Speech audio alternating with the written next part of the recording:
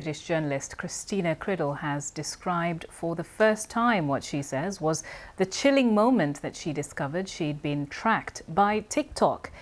Now look at this kitten. It seems innocent enough, but it was through her cat's account that the FT reporter found out she was being spied on. 4 staff based in Beijing and the US accessed her account data last summer to try to identify her sources for a story. TikTok's parent company ByteDance, which has admitted the data breach, said the employees had been fired.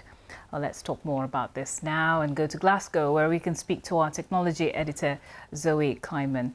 Zoe, I think what's really striking about this is it's proving something that TikTok has previously denied. I think you're absolutely right. That is what is so fascinating about this. I've known Christina for a long time. She's a friend of mine and we've worked together in the past. And she rang me up and said, you know, I think it's time to talk about what happened to me. And I think she's absolutely right, because we've seen, haven't we, these stories about TikTok being banned from government phones, being banned from work phones in several countries now. And the reason that they've been banned is because there's so much nervousness around security. And that's all about whether Western user data can be accessed inside China, because ByteDance, TikTok's parent company, is still headquartered there. Now, ByteDance has always said, no, absolutely not. It's not accessible. It's not stored in China. Nobody would ever look at it. And here we have an example where it seems, you know, a couple of employees who TikTok says were acting unauthorized and they have now been fired and accused of misconduct, but they did access her data in order to try not only to locate her, but also to locate who was around her, to try and figure out who she was talking to. As you say, it's whether they were acting alone or not, just the fact that it happened and it was possible is quite worrying. And on that note, is it the fact that, you know, everyone should be worried about this, or is this really just about journalists, important individuals who may need to be targeted? Well, so far the advice has absolutely been that it's a personal decision. I spoke to Michelle Donnellan recently. She's the new science minister here in the UK, and she was absolutely certain that on a personal level, if you want to have TikTok on your phone or your tablet, then that's a decision for you to make.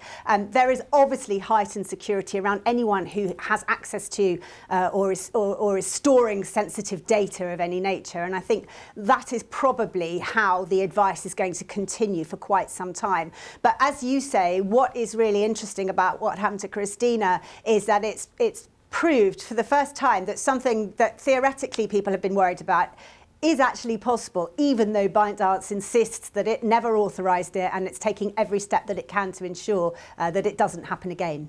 Just tell us how easy or difficult it is to find out in the first place that you're being tracked.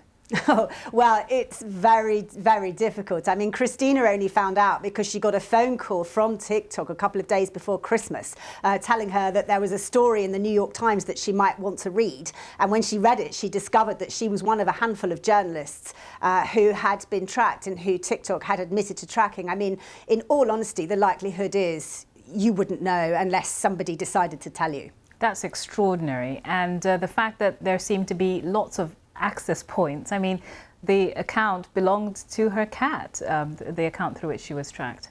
Yeah, that's right. Christina set up the account because she's a tech journalist like me, you know, and she's interested in how social media works, but she didn't really want to make videos of herself. So she set up the account in the name of her cat. There was nothing that connected her as a working journalist to the account at all. But obviously when she set it up, you know, all of that user data would have gone in there. And it was a small account. It had less than 200 followers, you know, some lovely videos of a cat with a few hundred views. It wasn't like something had gone viral and drawn attention to it. I mean, all social networks gather a lot of data about you if you're on them. And, you know, Western social networks use them to monetize, to sell you ads, to try and get you to stay on the site for as long as possible by serving you up things that it knows you will like. It only knows that because the data that it's gathering about you.